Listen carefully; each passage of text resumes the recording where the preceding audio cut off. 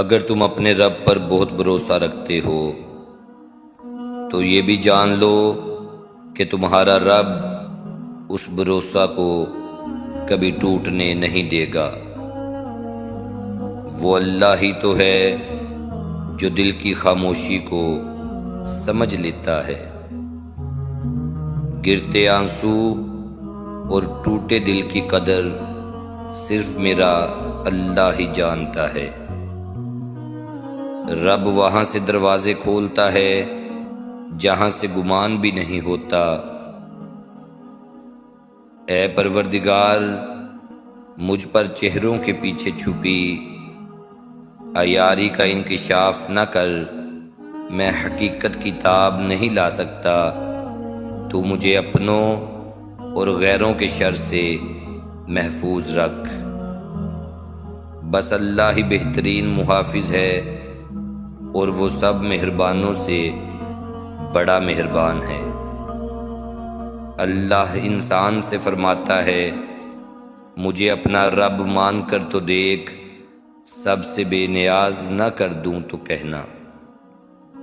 آزمائش میں اللہ اذیت دینے کے لیے نہیں ڈالتا، بلکہ کچھ سکھانے کے لیے ڈالتا ہے۔ جتنی جلدی سیکھ جاؤ گے اتنی جلدی وہ دور ہو جائے گی۔ اللہ کی مدد ساتھ ہو تو آگ کی کیا مجال کہ آپ کا کچھ بگاڑ سکے۔ حضرت آدم علیہ السلام اور حضرت ابراہیم علیہ السلام کی زندگیوں سے یہ بھی سیکھا ہے۔ زمانے کا کام ہے مشکل میں ڈالنا، اور اللہ کا کام ہے مشکلوں سے نکلنے کے ہزار راستے نکالنا۔ زندگی کے ہر موڑ پر جہاں امتحان ہوتے ہیں وہیں اللہ کی مدد بھی موجود ہوتی ہے۔ تم رب کے سامنے جھک جاؤ، رب تمہارے سامنے دنیا جھکا دے گا۔ جو کسی کا برا نہیں چاہتے ان کے ساتھ کوئی برا نہیں کر سکتا، یہ میرے رب کا وعدہ ہے۔ بے شک زندگی کی ساری بلندیاں اللہ رب العزت کے آگے جھکنے میں ہیں۔ جب یقین کا رشتہ اللہ تعالی سے جڑ جاتا ہے تو پھر اللہ اپنے بندے کو کبھی مایوس نہیں کرتا۔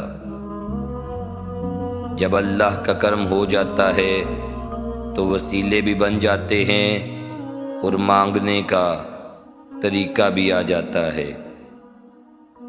راتیں اگر اللہ سے بات کرتے ہوئے گزرنے لگیں تو نیند نہ آنا بھی نعمت ہے۔